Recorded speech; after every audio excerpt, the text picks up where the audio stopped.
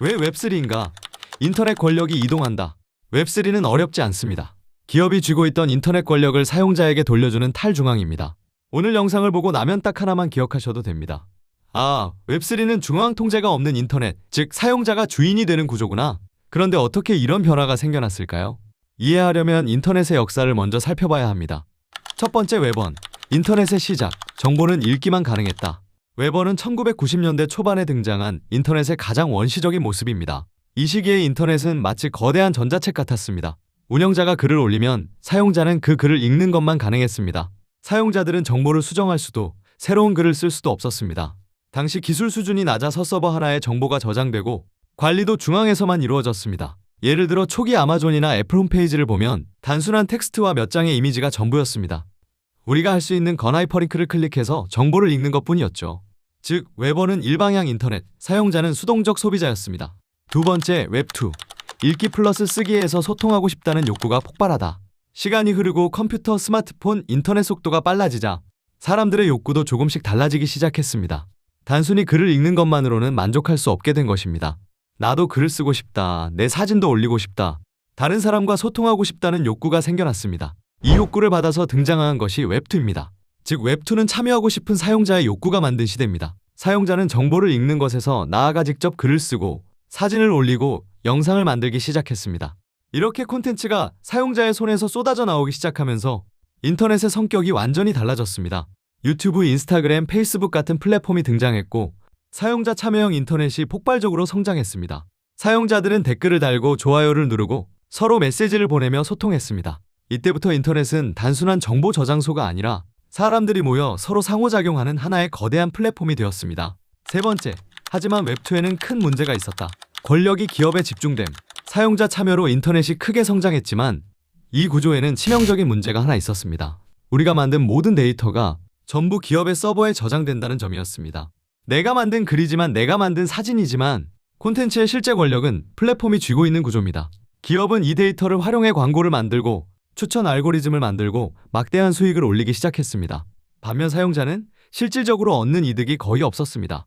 내가 만든 콘텐츠로 플랫폼이 성장했지만 보상은 극히 일부만 돌아왔습니다. 또한 기업은 중앙에서 모든 권력을 쥐고 있었기 때문에 필요하다면 계정을 삭제하거나 콘텐츠를 숨길 수도 있었습니다.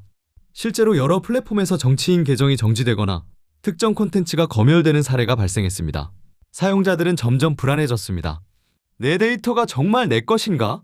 네 번째, 이런 문제를 해결하기 위해 웹3가 등장했다. 웹3는 바로 이 문제를 해결하기 위해 등장했습니다. 웹3는 복잡한 기술이 아니라 인터넷의 구조를 완전히 다시 설계한 새로운 방식입니다. 가장 중요한 핵심은 단 하나, 바로 탈중앙, 중앙 통제를 없애는 것입니다. 웹2에서는 데이터가 기업 서버에 저장되지만 웹3에서는 데이터가 전 세계에 흩어진 블록체인 네트워크에 저장됩니다. 이 말은 곧 어느 한 기업이 데이터를 마음대로 할 수 없다는 뜻입니다. 바로 이 구조 덕분에 사용자가 데이터의 주인이 될 수 있게 됩니다. 다섯 번째, 웹3가 어떻게 작동하는지 더 쉽게 이해하기. 하나, 블록체인. 데이터를 여러 컴퓨터에 나누어 저장. 블록체인은 데이터를 한 곳이 아니라 수많은 컴퓨터에 나누어 저장하는 기술입니다. 누구도 혼자 조작할 수 없고 기록이 투명하게 남습니다. 둘, 스마트 컨트랙트. 사람이 아니라 코드가 약속을 지킨다. 스마트 컨트랙트는 약속을 자동으로 실행하는 프로그램입니다. 예를 들어 특정 조건이 대면 중개인 없이 자동으로 계약이 실행됩니다. 이 구조 덕분에 투명하고 조작 불가능한 시스템이 만들어집니다. 셋, NFT 토큰. 내가 만든 데이터의 소유권을 증명. NFT나 토큰은 단순한 그림이 아니라 디지털 데이터의 소유권을 증명하는 기술입니다. 즉, 웹3에서는 내가 만든 콘텐츠가 진짜 내 것이 됩니다. 여섯 번째, 웹3가 만들어내는 새로운 인터넷 환경.